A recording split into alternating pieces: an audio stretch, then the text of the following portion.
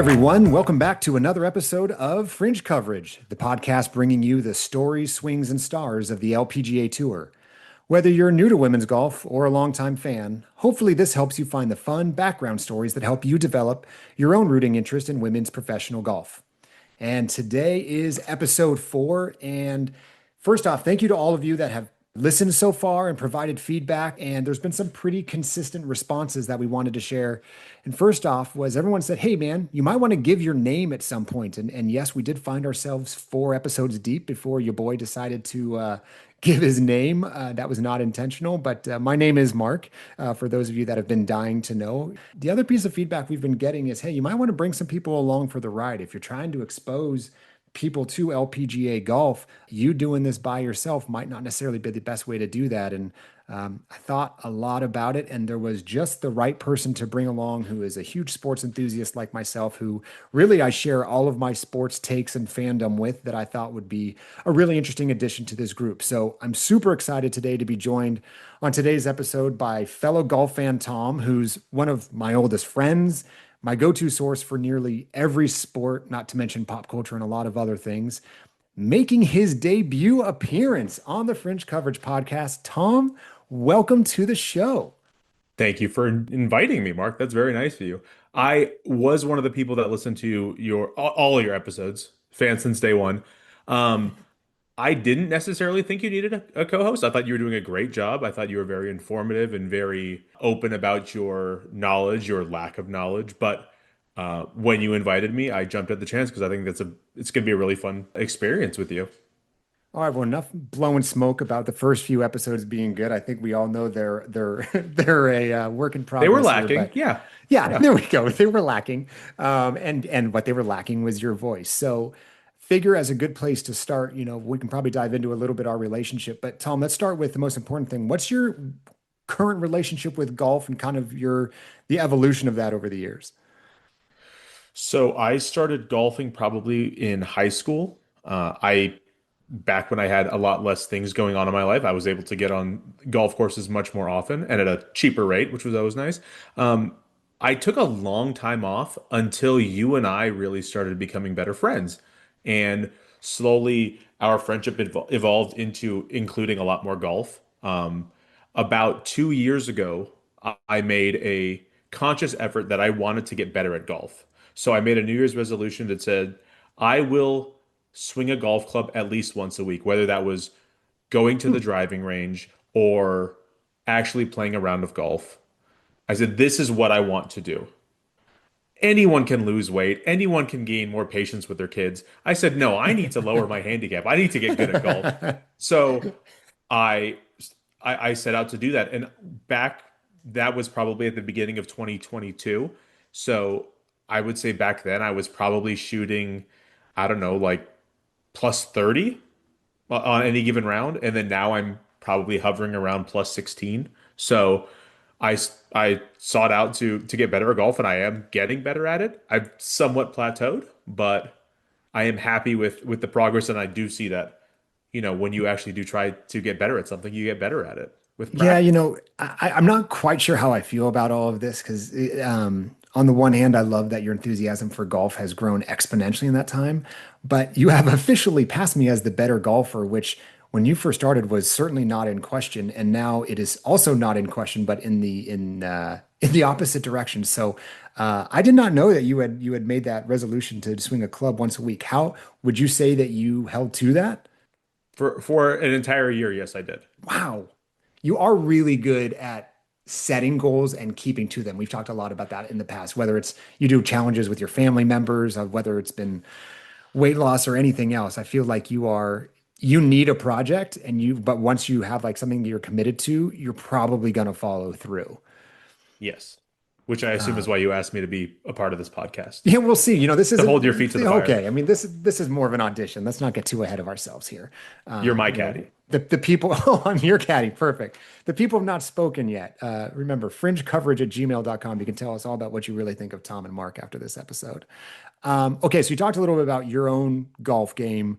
What's your golf fandom look like these days? I watch as much as I can, as far, as long as time permits. I am always tracking the leaderboard, both PGA and LPGA, trying to keep up with what's going on. Admittedly, not as much as I would like, but wake up Saturday or Sunday morning if I'm not running around town at some sporting event with the kids, then first thing I do is I go make a cup of coffee and go turn on some golf coverage. So probably not as invested as I would like to be, but I'm hoping that one of the benefits of doing this podcast with you is that I can have a reason to become more invested in golf and the LPGA specifically. So for some context, Tom and I first met each other in high school, believe it or not. And let me be very clear, we were not friends in high school. We just met each other and knew of each other.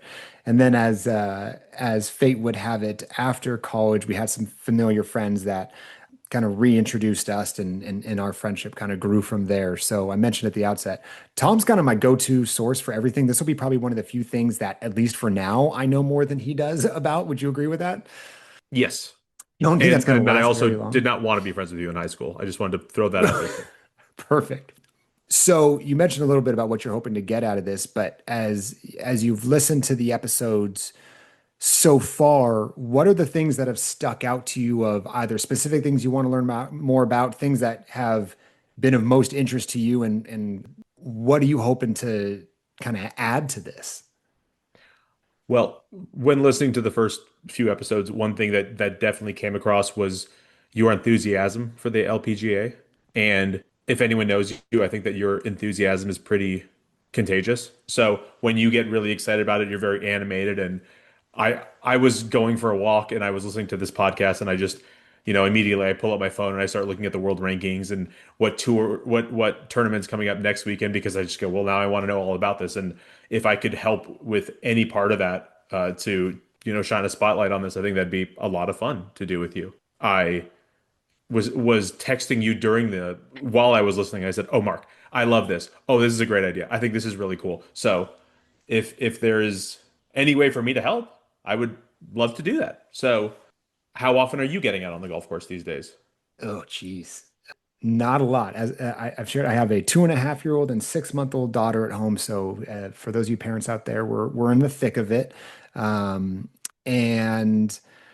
kind of as background, I started playing golf when I was super young, but very casually. Like if my dad was going out on a round, I might get to go once every 3 or 4 months with him. It was never anything regular. Then in high school, grew up in San Diego. Both you and I did. I played a lot of golf in high school on my own time. Never anything organized. Kind of started that journey of trying to break 100 and kind of tail end of high school breaking 90.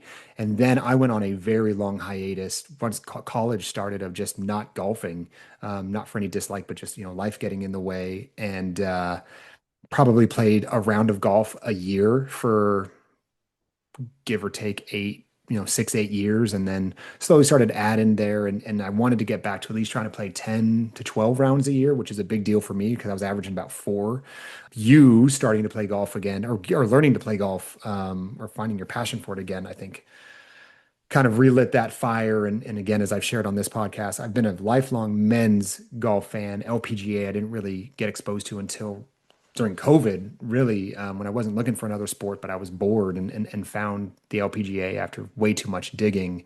And so now you're the subject of always trying to fulfill my goals of trying to do 10 or 12 rounds a year. I think we're lagging there. I'm probably in that 6 to 8 range, but I'm going to start pulling a page out of your book and at least trying to hit the range, which I have 2 minutes from my house. I have a driving range, so truly no excuse. So there's probably some accountability you and I can hold each other to on this podcast as well, just because the more I play golf, the more I want to consume it. So I also think as we start talking about how relatable and comparable the women's game is from a distance perspective to at least somewhat similarly club choices and club distances we have, it makes playing golf that much more entertaining when you realize the way they can flight a 5 iron or hold a green with a 5 iron when you and I are just hitting like toe missiles that are rocketing through. So I think just playing golf is probably going to happen more just as a byproduct of thinking about golf even more than I already do, which my wife would say is probably too much as it is. One of my favorite things about playing a round of golf is I go, okay, well, on the drive home, I am going to call Mark. I'm going to text Mark and say, Mark, I just finished a round of golf. I'm about to call you. Do not answer. And then I leave you a 3-minute long voicemail explaining, you know, Literally everything hole by from, hole analysis. yes, hole by hole analysis, the weather, all how I was feeling, how much sleep I got the night before, all Did you that have a stuff. cup of coffee or two? Yep. Yes. Yep. And Yeah, and I you would be lying if I didn't say it. I mean, there were times where, I'm on the 16th hole and I go, you know what? I could probably go for the green here. But you know what? What would Mark tell me to do? Mark would say, be smart about this. Don't do that because if you miss it, which is, a pretty good chance, then you're going to be in the weeds and you're going to be pretty upset and you're going to be kicking yourself and it's going to ruin your last two holes. So, what should you do? And then I look at my WWMD bracelet that I wear and I go, okay, shut up, dude. You're so stupid. But you do it's a have a metaphorical tendency, bracelet. you do you do love your driver. That is your favorite club in the bag. Uh, you hit it well. You also hit it not well at times. And you just need to decide what you want out of a round. Like if you want to go for it, like do that. And I feel like we could probably wrap up our personal golf segment here soon. But like if you have a good round together, that's not the time to say, man, I bet I could just carry that bunker that's 280 out. Like that's probably just not the best decision at that point. If you're gonna go for it early. And then if you've got it going, like go like swashbuckle the whole round. But if you're putting together a good round because you're being measured, you might as well try to see that through 18 holes. That's where you need friends like me. All And you right. don't want to be my caddy? No, I've absolutely no desire to be your caddy. I don't want to fight with you on every club choice because Okay. I'll club you up every time. So we're here to talk about the LPGA.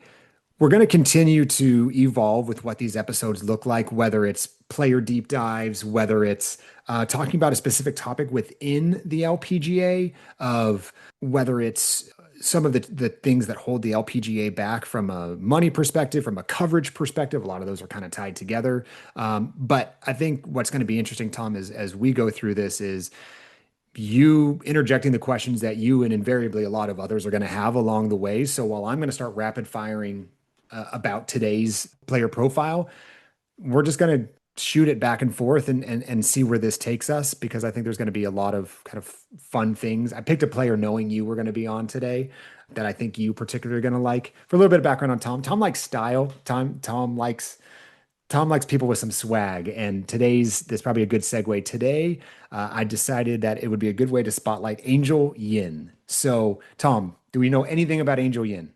Not much. No. Awesome. That's the perfect place to start. So, we start off with a segment about what's her name, how's her game, and why the fame. So, Angel is 26 years old, born and raised in LA. Like many of these amateur golfers, she just tore up the amateur ranks. She was winning the 7, 8-year-old junior world championships. She won the California State Women's Amateur at ages 12 and 14. She was the second youngest woman ever in the U.S. Open field. She was 13 years old in her first U.S. Open. We're talking like women's LPGA major at the age of 13, and then made her pro debut in 2017. And she made her first Solheim Cup at 18 years old. Again, Solheim Cup's the women's version of the Ryder Cup, and she was the youngest player on either team at 18 years old. So Angel Angel was a force to be reckoned with early, and everybody knew about Angel really early on. I think this is an interesting call out, and it feels like an eggshells topic, but Angel is from the United States. A lot of people don't know that when you look at names on the LPGA tour, there's a lot of last names that could be from Korea or Japan or China. And many of them are. Many of them are also from the states that are second, third generation American. So Angel Yin is in fact from the United States, similar to Roseng.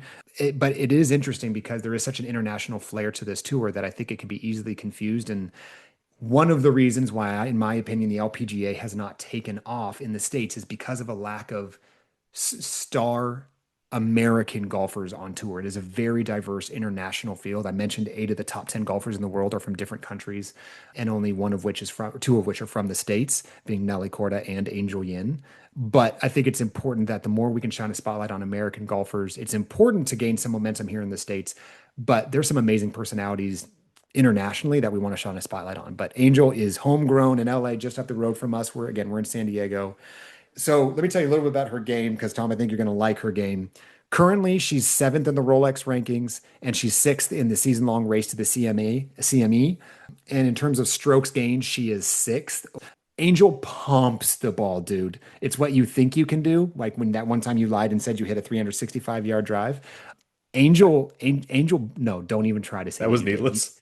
You did not. I mean, you just read your yardages wrong. Tour average right now is about a little over 255 yards. Again, that's tour average.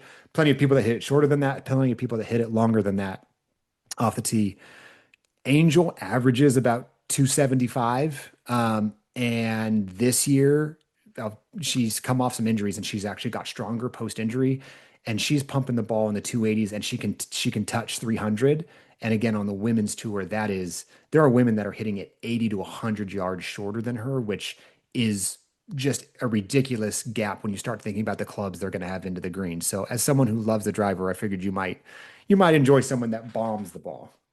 One of the other things that I'm really looking for in this podcast is, besides the character assassinations from you about my driving, is I think that to really follow a sport or to root for a sport, you need a team, you need a player, you need a fan favorite, somebody that you are invested in, right?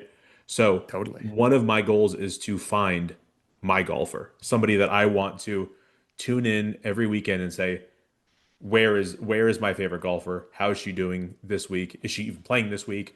Knowing all these things of her on social media and whatnot. So as of now, Angel's at the top of my list. So Yeah, keep perfect. it Oh, going.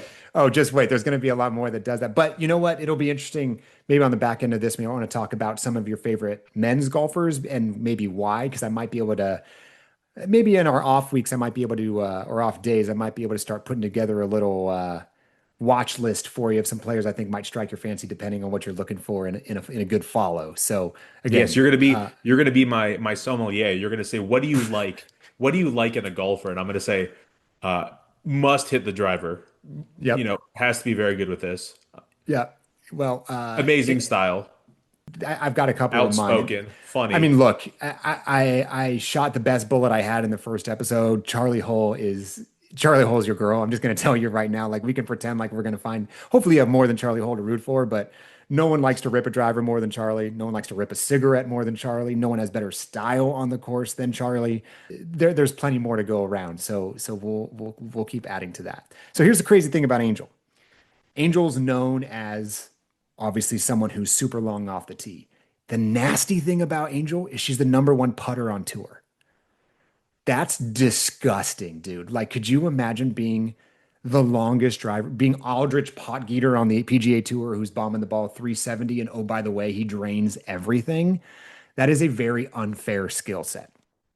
Think I could speak for you, right? Like you go to the range and you go, I want to get better at my driver, and then you hit it and you hit it, and then you finally are in a great space with it, and then you go onto the course and you go, well, now my irons have suffered because I didn't spend any time with my irons. So to be exceptional at a driver and then also an exceptional putter is just completely unrelatable.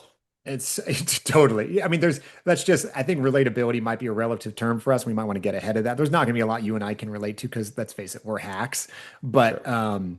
Angel is a number one putter on tour, and we'll talk about why some stats can be misleading. That one is certainly not, but she hits a ton of greens. She's usually towards the top of the list of greens in regulation each year, which again means she's putting herself in good positions. And there's some skewed stats that the LPGA used to have of number of putts per hole, which is super misleading because, as you know, you leave a ball right off the fringe and you chip it on to 2 feet. That looks like a one putt, but obviously there's a lot more detail what goes into the strokes gained insights that they have now. So, but Angel pumps ball off tee, is lights out with the putter.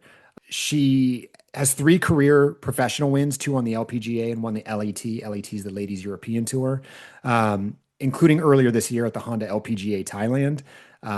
She actually won that event without her normal caddy. She had to get a local caddy. Kind of a fun story. She's earned just short of $8 million in her career.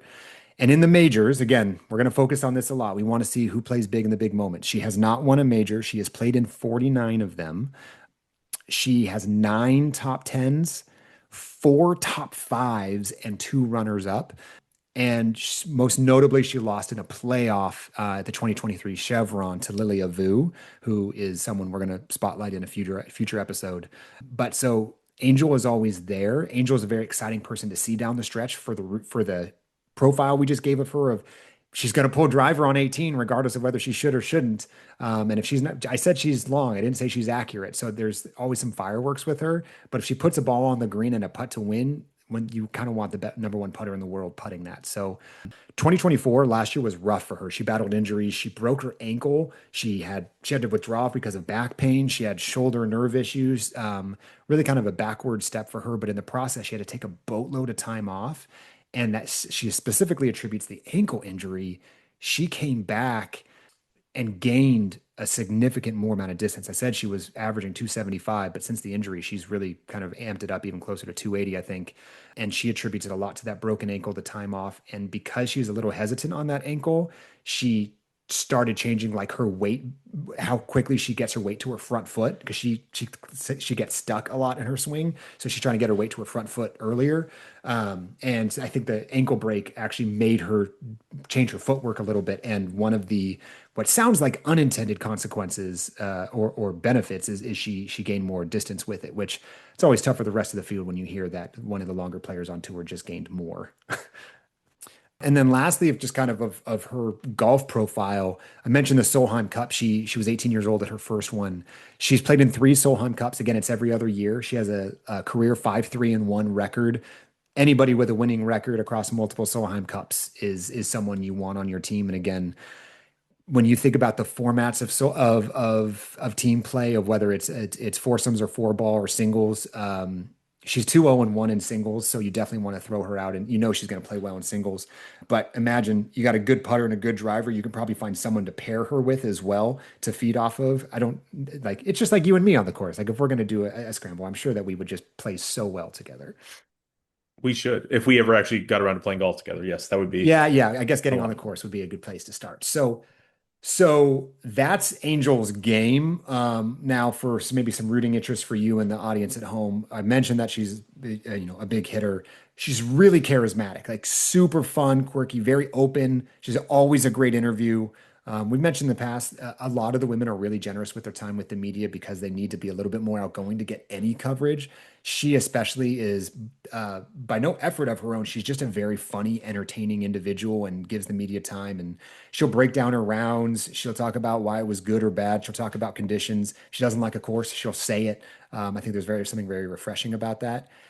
You will like her because last year she was rocking it. Maybe last year, 2 years ago, she was rocking Coach Prime shades in her interviews. And she was like, at one point, she was putting on a Deion Sanders shirt and just being super swaggy. The Solheim Cup teammates just rib her all the time. They bring shades for her. Like they can't keep a straight face in a joint presser because she's always goofing off. So again, where golf is always considered a bit of a stuffy group, Angel breaks the mold on that one. You did send me a clip of her last night. You said watch this, and you sent me the clip of her coming out to her presser with the primetime shirt. And these are the kind of people that, like you said, these are the people you want to root for when you're on the golf course. These are the people you want to play golf with, Oh, right? for If you sure. go out onto a golf course and you go, "Hey, you're being paired up with somebody," and then you see somebody like this who's number one, an incredible golfer, but number two, having a really fun time doing it. These are the people that are easy to root for. Not the people Totally. who are super upset about every little thing and just way too serious about it. And obviously, she's serious about it, right? Because she's an incredible golfer, but also she's okay to be a little bit more laid back. So I think this is probably the best of both worlds. Totally. I went down a rabbit hole last night looking at just she's a great social follow, so I know you'll enjoy that. You're much more you are also the source of every meme and every viral video that's out there. I get it from you. I just open my messages and find whatever you've sent me. She will be new in your feed there. I found a clip last night. She was at the CME Championship a couple years ago with one of the LPGA podcast hosts, and there was an island like a artificial turf green out in the middle of a pond, and they're hitting like a shorty little like 40-yard wedge, and it's not it was a super bouncy surface, so she couldn't land it on there. She pulled a wedge and I'm gonna say she skipped it on the water, but it's not like the 16th hole at Augusta where everyone tries to skip it across the water with four skips and like bound it up there. She like dumped it in the water and it came out and it was on purpose. And I truly I've watched it 10 times and I'll put it in the show notes. I don't know how she did it, But I want your breakdown on that because I'm truly not sure how she defined physics on it. Um, and then last couple of things with her, she's known for the hat she wears. So Angel loves to avoid having sponsors. She likes the financial freedom of being on the LPGA tour and earning it. And then so she doesn't have a sponsor on her hat. You may have seen she just has in big block letters HACI, which is short for the Hacienda Golf Club, which is her home club in LA. And just the guys in the pro shop sent them to her. She's like, yeah, I'll wear it. She's worn a Dodgers hat in the middle of a round, a Lakers hat in the middle of a round. So she's like, hey, I've had the luxury of being successful the last couple of years. I don't have to rely on putting sponsor logos on my hat. So she's just rocking her local club's hat for no money. It's just like, kind of paying tribute to the people where she grew up playing golf. These are major brownie points for me. I'm really enjoying all of this. Tom, have you ever done an escape room? Yes, I have. I've never done an escape room, but Angel Yin is obsessed with them. Obsessed. And I'm talking like after a round of golf last year, she went and did an escape room 3 times, like 3 different escape rooms in the same night. She loves them. Like when you ask, what do you do in your off time? She says escape rooms. So Wow. again, you just don't learn this type of stuff. Like, what does Right. Justin Thomas do in his off time? What does Ricky Fowler like? A, no one asks them, and B, if they do, they wouldn't answer, right? Like, there's just so much more personality behind the women's tour. So okay, that's kind of a pause there on Angel. Questions you got? What's going through your mind right now? If I can't book 5 hours with you on a weekend to go play golf, we could probably book 2 hours for an escape room. I think that's probably pretty doable. And Okay, then you would probably gain more of an appreciation for Angel Yin once you realize that, oh, she's an incredible golfer and she can also, you know, solve escape rooms with ease. okay, find me a golf themed escape room and I'm in. Now we're talking. Now You, that's a venture I can get behind. yeah, man, I shouldn't have said that on air. Someone's gonna rip that now. The sand trap. What do you think? Stop. Okay, Perfect. Perfect. I love it. The sand trap. Okay. We're gonna workshop some of this, folks. Trust sure. me, we'll get better over time. Okay. So we're about half hour in here. We got some Already your notes longest episode. already the longest episode, which we knew was going to happen, especially introing our relationship. But we want to keep these tight. We know there's all sorts of short and long form podcasts out there. We're not going to be too militant about timing, but we do have a couple things just to close out to make sure everyone knows what's going on. So first off, a few notes from the Fringe, something I know you would love. You're a stats guy. You love quirky things. So first off, this year, we have not had a single repeat winner on the LPGA Tour. There have been 20 tournaments this year, and there have been 21 winners. Yes, you heard me right. 20 tournaments with 21 unique winners. Explain, please. One of them is the Dow Championship, which is a team event. All right. So I'm usually there, the semantics guy, not you, but you okay, like fine. that? I'll let You that like that? fly. So we're going to get into picks a little bit for this week's tournament. Just remember, we have yet to have a repeat winner on tour. So you can either continue that trend with your pick this week or finally bucket and say someone's going to double up this year for their second tournament victory of the year. But I thought that was ridiculous. That's a ridiculous streak. Um, Another great thing I saw this week, for those of you that don't know, a lot of the future US Open courses for the women have been revealed, and it is Murderers Row coming up. And there's also the Open Championship Rota is amazing as well. But US Open courses for the next 5 years. Next year, Tom, we're going to Riviera. And by we, I mean you and I gotta go to Riviera. Absolutely. It's already in my calendar. It's an hour and a half from us. Like, let's go. But they're going from Riviera to Inverness to Oakmont to Pinehurst to Oakland Hills. Those are the next five.